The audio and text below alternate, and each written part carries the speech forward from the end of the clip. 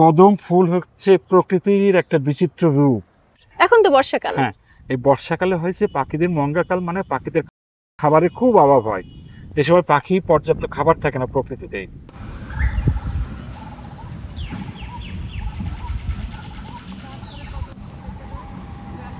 মেহেদি, দেখো তো এটা ফুল না ফল? কদম গাছের হুম।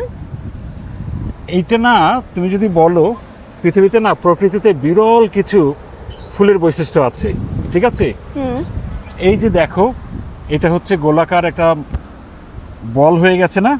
হ্যাঁ, এইখানে তোমার ছোট ছোট, এটা একটা মিশ্র ফুলের গোছা আসলে, ঠিক আছে? কদমে এখানে ছোট ছোট না অনেক ফুল থাকে, ফুলের পাপড়ি থাকে, মানে এটা একটা যৌগিক ফুল, যৌগিক ফলও বলা যেতে পারে। কদম ফুল হচ্ছে প্রকৃতির একটা বিচিত্র রূপ, বুঝছো? যখন ফুল থাকে, ফুলে কি হয়, এই যে একটা গোলকের চারপাশে কি হয়, এই যে পাপড়ি এইগুলো ফুটে যাবে না? হলুদ হলুদ এবং সাদা অনেক পাপড়ি থাকে না? কি সুন্দর আসলে এই গোলকের চারপাশে না হাজার হাজার ফুল থাকে, ওইগুলোই ফুল আসলে। ওইটাই হচ্ছে একটা কদম ফুল, মানে একটা ফুল না, মানে যে হলুদ হাজার হলুদ হাজার যেগুলো। ফুল মিলে এরকম একটা গোলকের চারপাশে থাকে। ইস, আমরা ছোটবেলায় এই ফুল দিয়ে কত খেলতাম। তারপরে কি হয় তুমি জানো? কি? এই ফলটা কিভাবে আসলো? সেই গোলকটা যখন হয়, পাপড়িগুলো পরাগায়ন হয়ে, এই ফুলটা দেখো, এই ফুলটা অনেক বড়। হ্যাঁ, পাপড়িগুলো পরাগায়ন হয়ে কি হয়, পাপড়িগুলো হলুদ সাদা পাপড়িগুলো ঝরে পড়ে।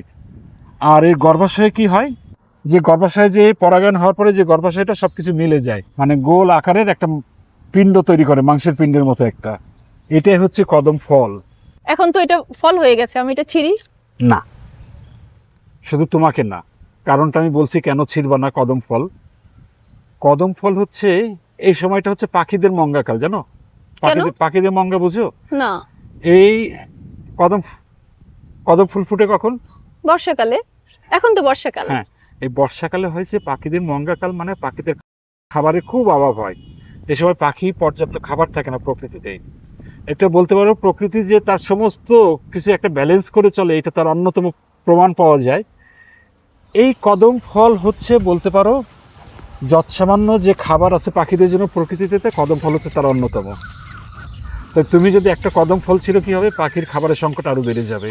তাহলে আমি আর কোনোদিনও কদম ফুল ছিঁড়বো না। হ্যাঁ, শুধু তুমি না, যারা পাখি ভালোবাসেন, যারা প্রকৃতি ভালোবাসেন, তাদের প্রতি আমার একটা অনুরোধ থাকবে, কেউ কখনো কদম ফল ছিঁড়বেন না, ফুল ছিঁড়বেন না। আপনি কদম ফল এবং ফুল ছিঁড়ছেন মানে পাখিদের খাবার সংকট হয়ে যায়। মেহেদির সঙ্গে আমিও আপনাদেরকে অনুরোধ করব, আপনারা কেউ কদম ফুল বা ফল ছিঁড়বেন না।